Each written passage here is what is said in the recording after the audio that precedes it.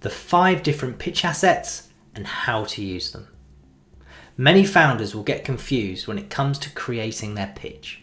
They'll tie themselves up in knots. Despite what you may have heard, there's no one-size-fits-all template. Google what should I include in my investment pitch and you'll get 30 to 40 different slide options from the first couple of pages of Google alone. Some posts will recommend a 10-slide pitch, others a 20-slide deck. Some experts will say you must lead with your vision, others will say you need to lead with your team. And then there are the founders who try to copy the pitch of famous unicorns. But the truth is, what worked for Airbnb more than a decade ago doesn't work anymore. So which is it?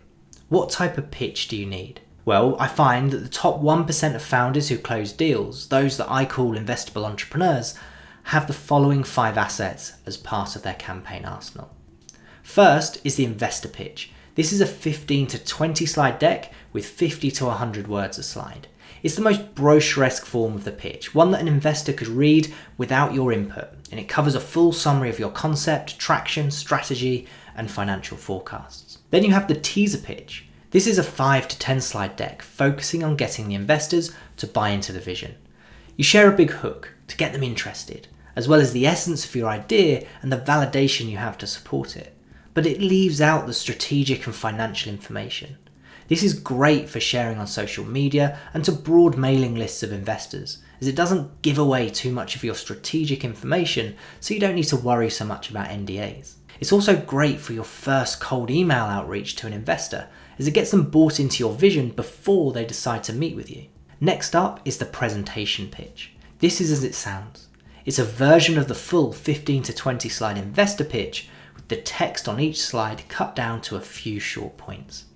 These points act as a visual aid for the investor so they can better follow you through your presentation, while you add context with your own spoken word. Each point also acts as a cue for you, reminding you of what you're supposed to be talking about. Then you have the one-pager.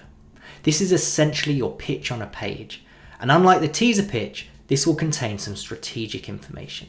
It's often used when applying to funds and angel groups, and some angel investors will also ask for it before agreeing to meet with you, although they might call it an executive summary. So a one-pager is great to have in your back pocket, ready for when it's required. Finally, you have the expression of interest form. This is a massively underutilized asset, but can be a real game changer for founders. It's used to turn a verbal commitment with an investor into a written one. And it's a great step of gaining commitment before the heads of terms.